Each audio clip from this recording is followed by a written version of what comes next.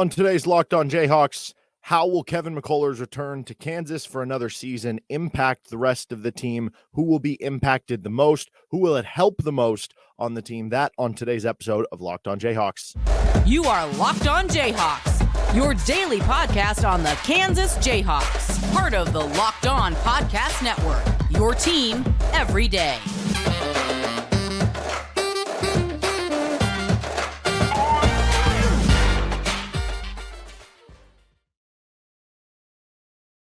Johnson, you can hear me as well Monday through Friday from 3 to 6 p.m. on KLWN in Lawrence with Rock Chalk Sports Talk. Thanks for making Locked On Jayhawks your first listen every day. We are free and available wherever you get any of your podcasts. And on today's edition of Locked On Jayhawks, we're going to be talking more about Kevin McCullar returning to the fold for KU. Who else does it impact on the team in terms of playing time, in terms of positively helping them? All that on today's episode of the show. First, though, today's episode of Locked On Jayhawks is brought to you by Birddogs. Go to birddogs.com/lockedoncollege, and when you enter promo code LockedOnCollege, they'll throw in a free custom Birddogs Yeti-style tumbler with every order. So who does Kevin McCullar's impact return the most? We'll get into some specific players who it impacts in terms of, playing time the most, who it impacts in terms of being good for them on the floor. But I want to start with the root of this question, which comes down to where exactly will Kevin McCullar be playing? Now, I think the real answer here is that he'll probably be playing a little bit of both. But is he going to be more of a 3? Is he going to be more of a 4? Right? Is he in the starting lineup? If your projected starting lineup is DeJuan Harris, Nick Timberlake, Kevin McCullar, KJ Adams, and Hunter Dickinson, which that's not the unanimous starting lineup, but I think it's the most popular one that I've seen going around right now with KU fans. Is he going to play more minutes at the 3? Or does it even matter? If he starts at the 3, is he going to play half his minutes at the 3? Is he going to play half his minutes at the 4? But I think if he plays a majority of his minutes, or when he is out there specifically playing a 3 role, kind of that small forward role, I think if KU does this, it's going to be about trust, right? I mean, that would be the trust lineup, right? You have Kevin McCullar in there with KJ Adams and DeJuan Harris, your kind of trust lineup. It would also be a super great defensive lineup. KJ at the 4, Kevin McCullar at the 3, DeJuan Harris at the 1. Those are 3 good defenders. And in the case of Kevin McCullar and DeJuan, those might be the 2 best defenders in the Big 12. So that would be a super good defensive lineup that you could throw out there with.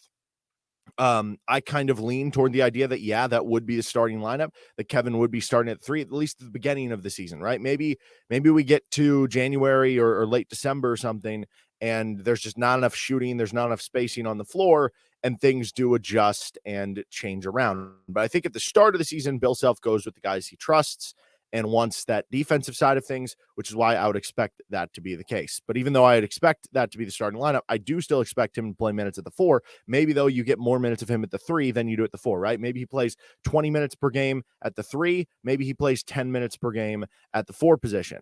And then that would leave you with more minutes at the 4 in that situation. Now, what if it does change up? What if it does get to a point where Kevin McCullar is more of your 4-man? He's starting as a 4. You have KJ Adams coming off the bench as a super sub to either fill in for Kevin McCullar when he's off and or Hunter Dickinson when he's off at the 5 position, and you're just kind of plugging him and playing him whenever. This would be more about, I think, offense and floor spacing if you're running out this lineup with Kevin at the 4, because it would allow you to basically, you'd be subbing KJ Adams for an extra guard out there, whether it's an extra ball handler like Arterio Morris and Elmarko Jackson, who's athletic, or getting, Arterio and Elmarko in there with Nick Timberlake at the 3 and Kevin at the 4. It would just give you more spacing, more offense, more creation, more shooting out on the floor if that's what they want to go with. And you would have that better chance of shooting 3s well, given that specific lineup, which could be one of the questions for this year's team, which means that it wouldn't be shocking at all to see that eventually be the lineup KU goes to. Heck, it wouldn't even be surprising to see KU at times close games. Like if you're trying to sit on a defensive lead, we saw Bill Self throw KJ Adams his freshman year as just a defensive player in the last couple possessions of games to try to get a stop. Like he was on the floor for the last play of the national championship game. Could you see, if KU's up 4 with a minute left, Could you see KU throw out a lineup where KJ's at the 5, Kevin McCullar's at the 4? You have, Arterio Morris, DeJuan Harris pressuring the ball at the 1 and 2, and then maybe Elmarko Jackson is at the 3, or you have, I don't know, Marcus Adams at the 4 and McCullar at the 3, just a more switchable lineup. I don't know, but there are a lot of different lineup, machinations that you can kind of use Kevin McCullar in that 4 spot. And I expect him to play both positions.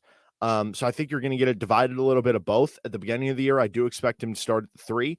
And I would say, yeah, maybe 20 minutes per game at the 3, maybe 10 minutes per game at the 4. But it wouldn't shock me if as the season goes on, maybe he starts at the 4, maybe it's 15 minutes at each, right? Or maybe it's, 18 minutes at the 4 and 12 minutes at the 3. And maybe him being a starter at one or the other means more minutes at that one or the other. It could still be a 15-15 split, but realistically, he's playing both either way for double-digit minutes per game. So keep that in mind as we go through some of this stuff. Now, as far as which players would it impact the most in terms of playing time? Which players would it impact the most in terms of maybe helping them stay on the court or hurting them, possibly on the court? We'll get to that coming up next with Locked On Jayhawks. First, though, this episode of the show brought to you by Birddogs. Birddogs fit super comfortably. They have the elastic base waistband. You can just feel free inside of them, comfortable on the inside. They got that kind of gym shorts feel. You just feel airy and able to do a lot of different things during the day. You're going to go play pickleball. Okay. They fit perfectly for that. They're comfortable. If you're just going to sit around all the house and you want something comfortable on, and they're versatile. You can take them to a bit of a nicer event. You want to go out to the bar when it's hot and, you're going to be standing outside if it's got an outdoor patio, but you can't be wearing gym shorts. They're not going to let you in the bar possibly. Well, Birddogs are perfect because you're going to get the feel and the comfort. They're going to fit just nice. If you have, a couple too many beers and you're feeling a little bloated, not a worry. You're perfect with Birddogs. So go to birddogs.com/lockedoncollege. And when you enter promo code LockedOnCollege, they'll throw in a free custom Birddogs Yeti style tumbler with every order. Okay. On to what this means for playing time of some other players. Well, if you see him play more minutes at the 3, this has a big impact on one of, if not all of, Arterio Morris, Nick Timberlake, and Elmarko Jackson. So if you view DeJuan Harris, I guess pretty much 1 through 3, at those 1 through 3 spots, you have 120 minutes to divvy out, right? But DeJuan Harris is, I think he played 34 minutes per game last year. Now, you could convince me that goes down to 32 this year because you do have more ball handlers that you trust more in theory. And last year with Bobby and Joe, they never really secured the spot in the rotation. So maybe with more competition, the number does go down to 32. But most often, we don't see numbers go down on starting players from one year to the next. So I think it's just safe to say, let's just put it at the same number, 34 minutes per game for DeJuan. That means that you have 86 minutes remaining. Like I said with Kevin, even if he's your starting 3 and he's playing more minutes there, let's say he's playing 20 minutes there and then he's giving you another 10 minutes at the 4 position. Now you're left with about 65, 66 minutes per game to divvy out at the 1 through 3 positions for these 3 players. And obviously it doesn't even include Chris Johnson and Jamari McDowell. This would create less opportunity for both of those guys, but I'm not sure there would have been much opportunity for Chris Johnson or Jamari McDowell anyway. That I don't know how much it does impact. But then that means, again, at that point, you have 66 minutes to divvy out with Arterio Morris, Elmarko Jackson, and Nick Timberlake. Well, if you just divvy it out evenly, you give 22 minutes to each guy, maybe that could work. Was Arterio Morris under the impression he was going to be playing starter level minutes, though? Does that need to go up? Elmarko Jackson, your top rated recruit, how good is he going to be? Right? If Elmarko Jackson has an MJ Rice type season where he just struggles to make the rotation, then all of a sudden it's like, oh no, DeJuan's playing 35 minutes, Kevin's playing 32 minutes, Arterio's playing 30 minutes, Nick Timberlake is playing like 30 minutes. But I don't really expect that to happen. I expect Elmarko Jackson to be a solid contributor for you in some role or form or fashion on this team. And then you get into the part with Nick Timberlake where it's like, well, in overall as a player, like when you combine the defense and the ball handling and everything, he might be the third, but because he has the best shooting ability of the team and this team needs that, he's probably number 1 most important of that list. So you could convince me Nick Timberlake, because the defense struggled a bit at Towson if the defense isn't there, that Bill Self says, but I trust Arterio and Elmarko more, and Timberlake's only going to get 15 minutes per game. And now you have 50 minutes, 51 minutes to divvy out between Arterio and Elmarko Jackson. And one can play 30, another can play 20, or both can play kind of in the mid to high 20s at that point. But realistically, you need Nick Timberlake in as much as possible to be a floor spacer on this team. I don't think it would be crazy for him to play 30 minutes per game, for him to play 28 minutes per game because of just the necessity of the three-point shooting. You don't have a lot of that, and you kind of need that guy. And so if he does play 28 minutes per game, now all of a sudden you're left with only 38 minutes to give out to Arterio Morris and Elmarko Jackson. So are they both playing 19? One of them going to play 25 and the other's only going to play 13, right? It gets hard. So if Kevin McCullar's playing more of his minutes at the three, one of those gets pinched a little bit, or all three of them just get pinched a little bit and shave off a few minutes here or there. Now, if Kevin is more so playing the four, right? Let's flip this to eventually get to a point later in the season where KU starts the year out with McCullar at the three, KJ at the four, and Kevin's playing 20 minutes per game at the three, 10 minutes per game at the four is kind of a backup when KJ goes out. And then later in the year, Bill Self's like, no, I think it's going to be better if we have more floor spacing. And Kevin starts at the four. KJ is going to be our backup four. We'll still get KJ 20, 22, 24 minutes per game as a backup 4/5. He'll still be playing starter level minutes, but we'll now have more minutes with Kevin McCullar at the four. And now Kevin's going to play 20 of his minutes at the four and 10 of his minutes at the three. And now all of a sudden, that math equation that you get into about Arterio Morris, Elmarko Jackson, Nick Timberlake, you have 10 more minutes to divvy out.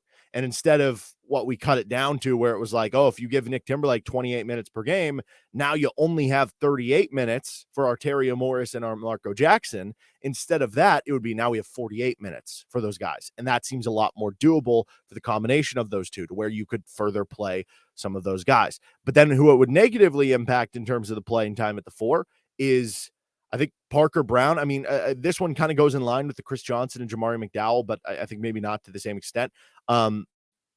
If KJ's playing a lot of his minutes at the four, maybe Parker Brown will play 5, 6, 7, 8 minutes per game as the backup center. But if KJ's coming off the bench and you're looking to fill him minutes as that kind of super sub role, then he officially is playing all the backup 5 minutes. So Parker Brown gets knocked out of the way officially, but KJ might play the backup 5 minutes, even if he is the starting four, just when Dickinson goes out. So I don't know, that might not affect things there. It would certainly affect KJ Adams and Marcus Adams. So in the scenario where Kevin McCullar was playing 20 minutes per game at the three and just 10 minutes per game at the four, that would leave you with 30 minutes per game at the four. You give 20 of those to KJ Adams. He plays another 8 as the backup center. Boom, he's playing 28 minutes per game. And then you're still left with 10 minutes at the four. Boom, Marcus Adams plays 10 minutes per game. Bit of a developmental end of the bench rotation type role. Maybe he can work into more if he clicks. And then you feel like if you got some flashes out of him, that he's ready to take that jump in his sophomore year and can maybe be one of those KU players who jumps up to being like a really good player in year 2. But if Kevin McCullar is playing more of his minutes at the four and Kevin's giving you 20 minutes per game, specifically just at the four position, KJ's now moved to the super sub role. Okay, KJ's playing 8 minutes per game as the backup 5. Let's say at that point, you're even giving KJ only 15 minutes at the backup 4 to Kevin. That gives KJ 23 minutes per game. That only leaves you with 5 minutes to give Marcus Adams. And maybe that's not the end of the world, right? It's a true freshman coming into a team that has national title hopes, and if he's ready, he'll prove more into it. But it certainly puts a pinch on one of KJ Adams or Marcus Adams if he is in at the 4. So both those guys, either of those guys, could be drastically affected depending on how he ends up playing. And then you get into another situation here. I mean, it seems that I don't know that I would expect KU to necessarily land Grant Nelson, but I don't know that I would be surprised by it at this point either. Like, it seems like there still might be some sort of communication there, and that, I think KU is content holding in what they have with their 11 scholarship players. But if Grant Nelson's like, hey, I want to come to KU, and you're talking about, and you could insert name here, right? Arthur Kaluma, Julian Phillips, whoever, right? If one of these good transfer portal players who's at the upper tier, elite tier of who's still available is like, yeah, but I really do want to come to KU, I don't think KU would be like, nah, sorry. They would probably be like, okay, Let's have more competition. Let's have more talent, and it'll figure it out from there. And if anybody's unhappy, we're fine. We're going to get good players no matter what. And it would suck if that were the case, if it led to any more movement from players that you wouldn't obviously want to leave. But then that would get even dicier with trying to figure out the minutes of where those guys go. Heck, what if Ernest Uday shocked some people and decided to come back to KU, right? Then there goes the backup center minutes that KJ was going to have an opportunity to play to get himself even more minutes in a game. So if now Kevin's playing the 4 and all the backup minutes are going to a different center, is KJ only playing 15 minutes a game? And how much is that going to make him pissed off about how the season went after he was the Big 12 most improved player last year? Would he transfer this season? Would he transfer next year? Right? You get into a lot of difficult situations should some stuff happen here. So I think it behests Kansas if Kevin can play a majority of his minutes. I almost feel like at the 3, in terms of, I don't know, maybe the political side of things, right? From that standpoint with KJ, then again, maybe you would have to worry about, well, would Arterio Morris and Elmarko Jackson be upset if he's playing at more of the 3? But with Morris, he already used his free transfer, you know what I mean? And then with Nick Timberlake, he's in his last year of school. So from like a playing time headache standpoint, it might be better if he plays the 3, but from a standpoint of what's going to make the team best, it might end up Kevin McCullar be at the 4, and that could be a butting of heads really at the beginning of the season for KU this year. Let's finish up. Who does this help or hurt most? Kevin McCullar coming back to the team. That with Locked On Jayhawks. Who does this help or hurt with Kevin McCullar coming back to the team with Locked On Jayhawks? I think it's hard to say it would hurt anyone. I think if you go back to the playing time discussion, you could argue this hurts KJ Adams because ideally, if like for KJ Adams to get his most run at the 4, you need good shooters around it, right? And for Kevin, that's been kind of the inconsistent so far in his career. So like, I guess you could say that because it just hurts his playing time, but I don't think it hurts his level of play. In terms of the actual level of play, I think this helps mainly 3 guys. One is Nick Timberlake. So from a Nick Timberlake perspective, he's an elite shooter and has not been known to be a good defender. Now, he's going to be taking on less of a role with KU than he has been at Towson. So I'd imagine, and because Bill Self is going to demand it, his defense will be better this year than it was last year. I feel very confident saying that. But will it be to a point where he's a really good defender? I don't know. Probably not. Can you just get to what Isaiah Moss was? Isaiah Moss was like a below average defender, but he was a floor spacer. He had threes for you on a team that needed that. Like you had Doku, obviously couldn't shoot threes. Devon Dotson wasn't shooting threes very well. Like Ochai at that point was kind of inconsistent. You had Christian Brown off the bench. You needed Isaiah Moss. And that's how I view Nick Timberlake here. And so if you're going to have someone who you maybe do worry about, well, would they get targeted on defense? Having other good defenders around them that can be good team defenders, that can maybe stick on their guy, and that can just kind of insulate you are so important. Well, now, if Nick Timberlake goes out there, there's a good chance that he's going to be on the floor at the same time as DeJuan Harris and Kevin McCullar. And now you have 2 of the best defenders in the country that kind of insulate your defense, which makes it even more fine to have one guy who maybe isn't like a plus defender. So that's a positive for Nick Timberlake so that he can just more focus on doing what he does, which is hit threes, because you have the other pieces around him where, it'd be one thing if you put Nick Timberlake next to Nadir Tharp, you might not be able to play Nick Timberlake as much, right? Because of the fact that you have, like, you can only have so many holes on one end of the floor or something, right? And now you don't really have to worry about that. So that is a huge positive for Nick Timberlake. And it also, I think, gives more minutes to Nick Timberlake because if Kevin McCullar's out there, he hasn't been known for being a knockdown shooter. It further adds to the idea that, well, whoever's playing this position for us needs to shoot threes really well. And that is Nick Timberlake. So I think it certainly helps him a lot. I think it really helps Hunter Dickinson too. With Hunter Dickinson, I mean, first of all, with Kevin, he's a good passer, good feel for the game. So that's another guy that can kind of enter into the post. Kevin McCullar is a really good cutter, really smart player. And Hunter Dickinson, I think, is going to have himself a fun little day. You might watch the Nuggets in the NBA Finals right now. You might see Nikola Jokic throw it to guys cut. And if you're good cutters, you're going to get benefited with some easy buckets. Right? We've seen Christian Brown be able to do that with the Nuggets. That's going to be kind of it'll be a light version because I'm not going to try to say Hunter Dickinson is Nikola Jokic. But Dickinson has good feel for the game and good passing acumen. And with McCullar, his cutting ability, there's going to be some good baskets this year where KU is able to just have McCullar beat him, and Dickinson catches the ball on the block or in the high post and is able to feed the cutting McCullar. So it's good for Dickinson there. I think it's also good for Dickinson in the same vein of kind of the defensive insulation conversation. With Dickinson, he's a solid enough rim protector. He's a good kind of post-up defender. He's more of a drop big man, though. He's not somebody who's going to defend out in space or maybe sometimes struggles in pick and roll. So what's the best way to help a center? Have good perimeter defenders that, A, know how to communicate and work well in team defense, B, know how to trap the post. Kevin McCullar good at that. And C, having players that are going to cut other perimeter players from even getting to the lane where you have to worry about it. And with Kevin McCullar and DeJuan Harris, you apply so much ball pressure and you have guys that can cut them off before they even drive in and get to the lane, that it helps Hunter Dickinson on the defensive end, helps him maybe stay out of foul trouble, and then you have less concern further helping him. The third guy and the final guy is Bill Self. Just having more trusted players, having a leader you can go to, right? I think he's going to be the vocal leader on the team, which I think is very important to have on each and every team. You can lead by example, but I don't think all your leaders can lead by example, right? Like, it's fine if, let's say you have two main leaders on the team. If one leads by example and one leads by vocalization, I think that's kind of perfect. Maybe you can have too many vocal guys, but, I think back to like the 2020 to 21 team, like Marcus Garrett was your team leader. He was more of a lead by example. And I don't know how much that mattered to anything, but you look back to some of the great KU teams, you had those vocal leaders. I think it is important. Jalen Wilson was the guy the last 2 years for you. I mean, I guess Christian Brown, I don't know. He just more liked to yell at people. I don't know how much he was a vocal leader in the locker room, but I don't think it could have hurt.